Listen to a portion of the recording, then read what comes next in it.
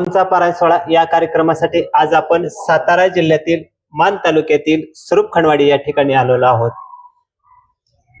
ज्या मंदिरामध्ये आपण आहोत ते मंदिर आहे हनुमंतरायाचं मंदिर आहे आणि याच हनुमंतरायाच्या मंदिरामध्ये अखंड हरिनाम सप्ताह स्वरूपखंडवाडीकरांनी सुरू केलेला आहे. केव्हा हा सप्ताह सुरू केलेला आहे, काय त्यावेळची विचारधारा होती आणि काय या पारायण सोहळ्यातून गावकऱ्यांना मिळालेला आहे, अशी विविध माहिती आज आपण स्वरूपखंडवाडी ग्रामस्थ आणि भाविकांच्याकडून घेणार आहोत.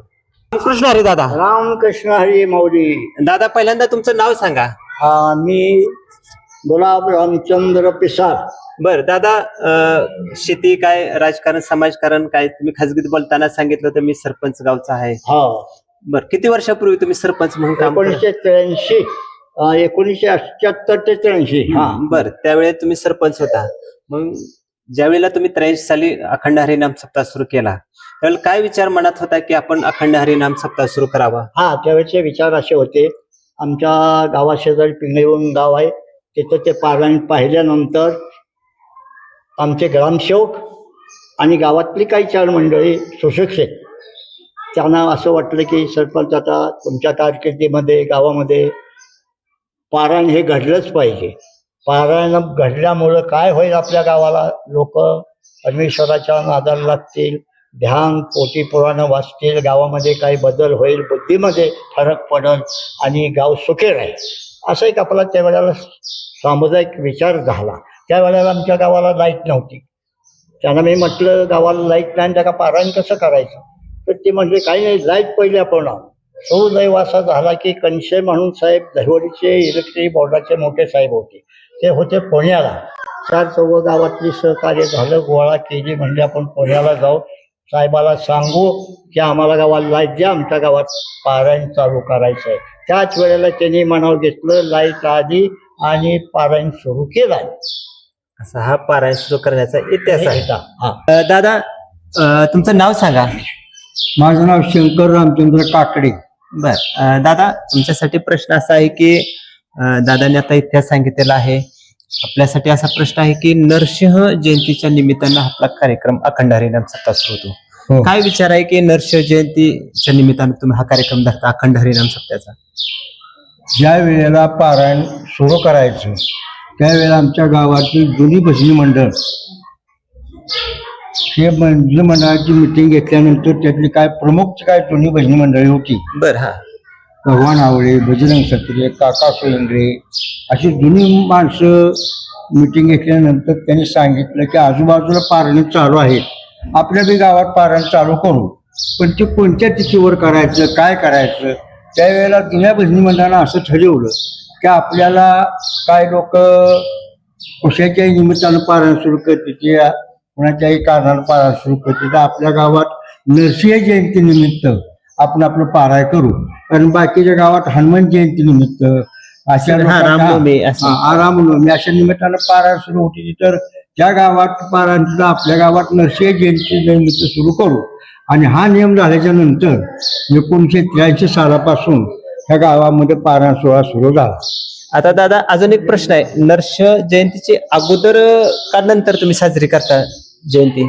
पारायणामध्ये आमच्या समाप्तीच्या दुसऱ्या दिवशी नरसिंह जयंती असते आणि नरसिंह जयंतीच्या दुसऱ्या दिवशी आम्ही काला समाप्ती करतो. असा हा आपला विषय असतो. असा हा विषय आहे. धन्यवाद.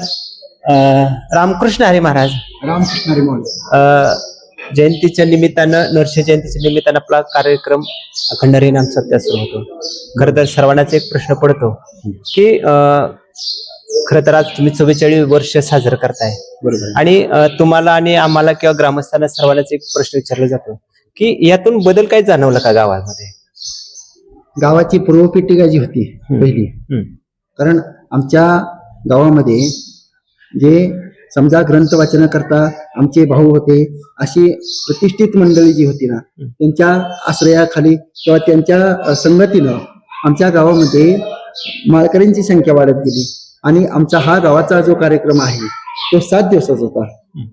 आणि आपल्या भारताचं प्रसिद्ध जे संत होते हरिभक्तीपरायण नामदेवप्पा शामगावकर, ते इथं कीर्तनाला आल्याच्या नंतर एक दिवस वाढला गेला, पण त्याच्या अगोदर आमचा नरसी जयंती दिवशी समाप्ती व्हायची, म्हणजे सांगता व्हायची. तर त्यांनी सांगितलं की नरसिंह जयंती हा एक एकादशी व्रतातला एक पर्व काळ आहे. तर बरं. आपण सर्वांच्या सामोपचाराने हा एक दिवस वाढवला पाहिजे, कारण द्वादशीचं जे व्रत आहे पारणं फेडायचं, ते एका नरसिंह जयंतीच्या दुसऱ्या दिवशी सांगता करा. त्यांच्या मार्गदर्शनाखाली हरिभक्त पारायण पुंडलिक महाराज वेळोकर, येसडी सुतार, ग्रामसेवक हे साहेब त्यांच्या सर्वांच्या सहकार्यानं पारायण चालू झाल्यापासून आतापर्यंत बरीचशीच प्रगती होत गेली आणि चांगला उज्ज्वल असा आम्हाला मार्ग भेटला.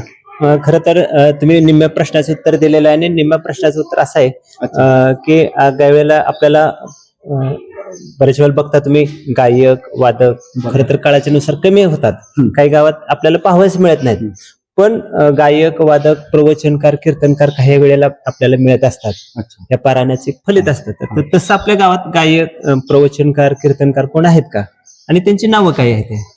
पूर्व पिटिकेमध्ये भजन चालू करणारे भगवान आवळे तात्या, शंकर आवळे तात्या हे अशी प्रतिष्ठित मंडळी आणि काका सोयंगळे मामा हे जे होते ना, हे चालू करत होते. पारायण चालू झाल्याच्या नंतर सर्वांच्या मार्गदर्शनाने एक पहिले कीर्तनकार झाले ते हनुमंत महाराज इंदरकर, दुसरे कीर्तनकार झाले ते उत्तम कदम आणि याबरोबर एक वादक म्हणून जे आहेत ना मृदंगमणी ते उद्धव महाराज जाधव यांचे चिरंजीव अविनाश महाराज जाधव, एक मृदंगमणी. विजय सुतार यांचे चिरंजीव वेदांत सुतार एक मृदंगमणी. आणि गायक मंडळी ही जी काही तयार झालेली आहेत ना, त्यांची नावं म्हणजे आहेत. म्हणजे आता आपल्याला बऱ्याच वेळेला म्हणजे प्रश्नाचाच उत्तर असं आहे की बाबा आपल्याकडे आपलीच माणसं आता निर्माण होत आहेत काळानुसार, आपली माणसं आणि खरं तर हे आपल्या पारायणाचे फलित म्हणावं लागेल.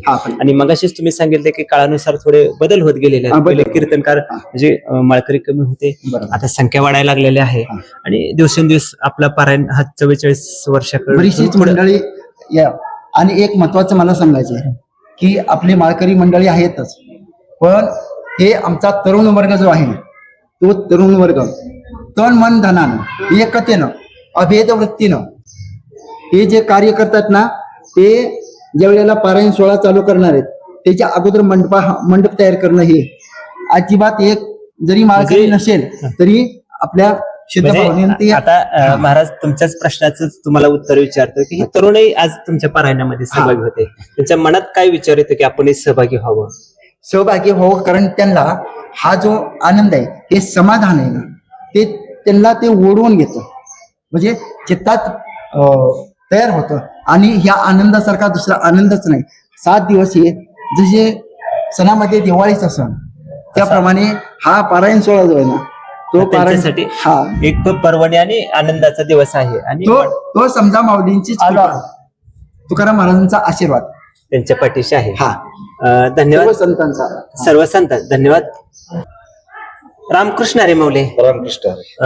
आज तुम्ही पण पारायणात सहभागी झालाय, काय विचार मनात आलाय? काय विचार मनात एकच आहे, पूर्वजनाने 1983 साली आम्ही लहान होतो, माझं वय सरासरी त्या वेळेला मी 4थीत होतो, म्हणजे 10-11 वर्षाचाच मी होतो त्यावेळेला.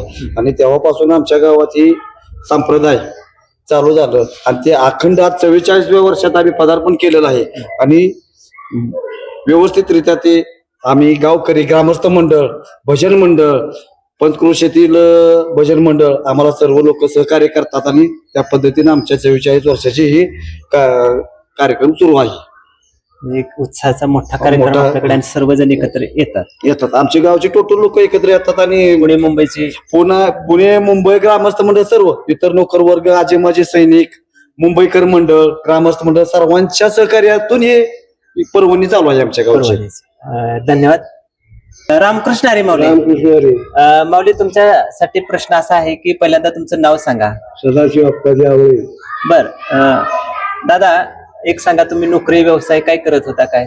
मी पोलीस मध्ये होतो. बर, पोलीस आणि माळकरी कसं नातं झालं?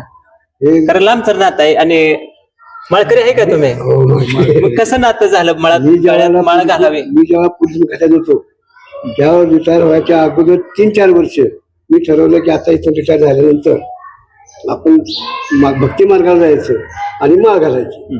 माळ घालायची झाल्यानंतर मला काय मंडळी भेटली, ते विठ्ठल भाऊ आहेत की तिकडं इंदलकर आणि त्यांचे घर त्यांच्या सहवासात लाभलो. पुजारी पांडुरंग गुरव यांच्या सहवासात लाभलो. असं गावातल्या लोकांच्या सहवासात आलो आणि मग ठरवलं की आता पोलिसाचा माळकरी झाला. आता माळ घालायला काय हरकत नाही. बर आता दादा खूप चांगलं तुम्ही सांगितलंय. अजून एक तुम्हाला प्रश्न विचारतो.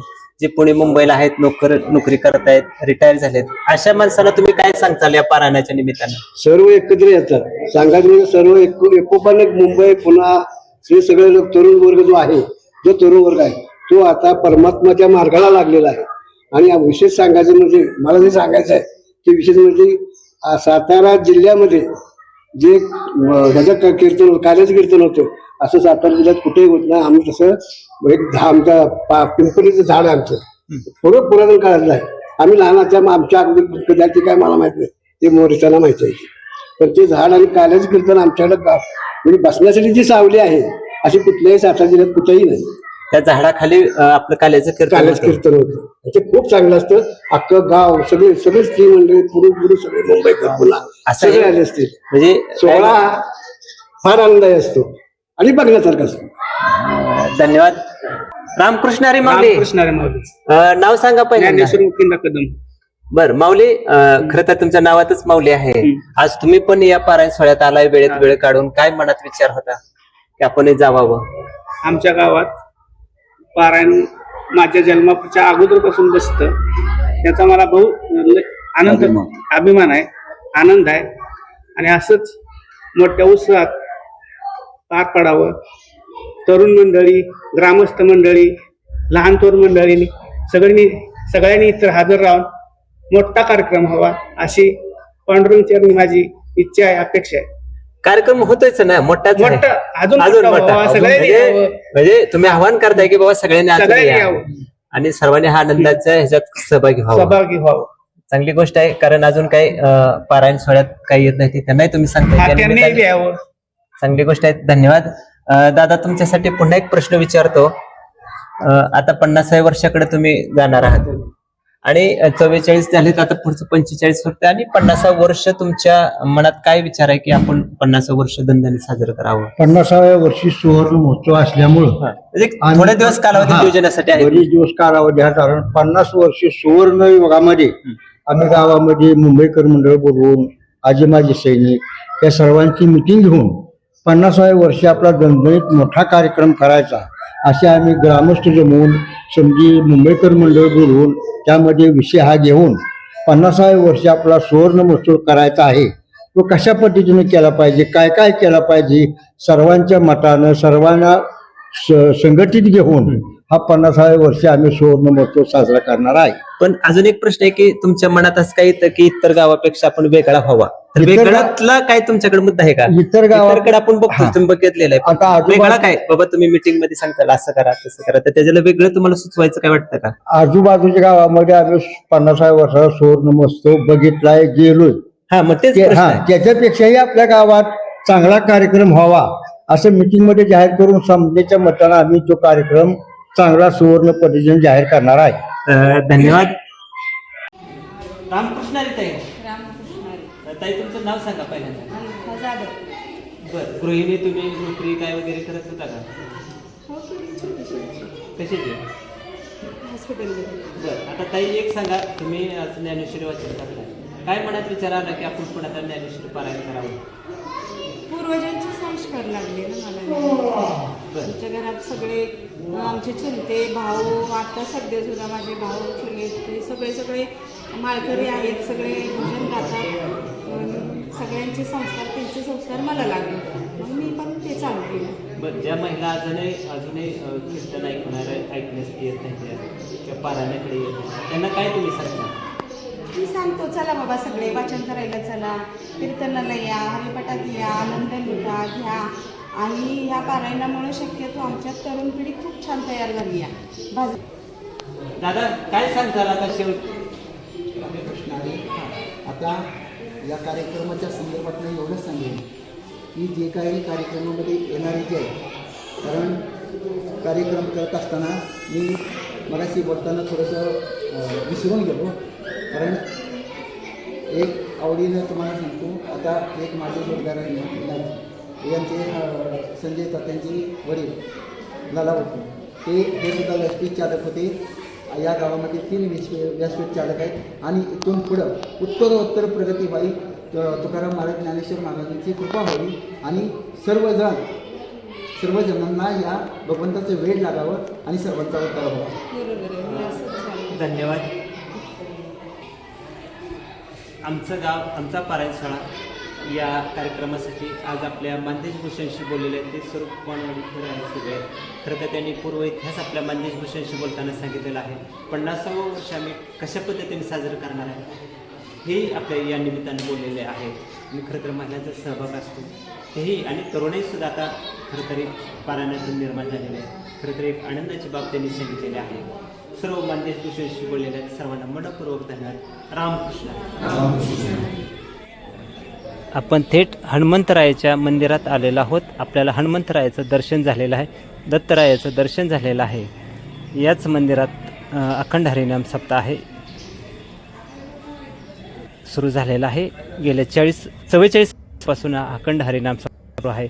विठू माऊलीचं पण आपल्याला दर्शन झालेलं आहे. श्रीरामरायाचं दर्शन झालेलं आहे. अखंड हरिनाम सप्ताह म्हटलं की कलश पूजन आणि ज्ञानेश्वर माऊलींच्या प्रतिमेचं पूजन होत असते. कलश पूजन केलेलं आहे.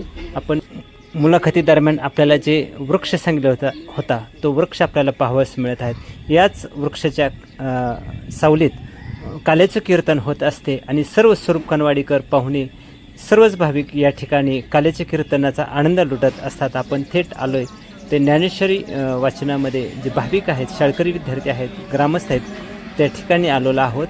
व्यासपीठ चालक आहेत ते उत्तम कदम महाराज आहेत. या गावचे ते सुपुत्र आहेत. त्यांच्या मार्गदर्शनाखाली हे ज्ञानेश्वरी पारायण सोहळा सुरू आहे. व्यासपीठ चालक म्हणून त्यांनी खूप मोठी जबाबदारी पेललेली आहे. आपल्याला ग्रामीण भाग असूनसुद्धा मोठ्या प्रमाणात प्रतिसाद मिळालेला आहे. हे चित्र आपल्याला या निमित्ताने पाहावयास मिळत आहेत. शाळकरी मुलंसुद्धा उत्साहाने ज्ञानेश्वर वाचन करत आहेत. महिला दिसत आहेत. विशेष म्हणजे आजीसुद्धा या वयात हे ज्ञानेश्वरीचे वाचन करत आहेत.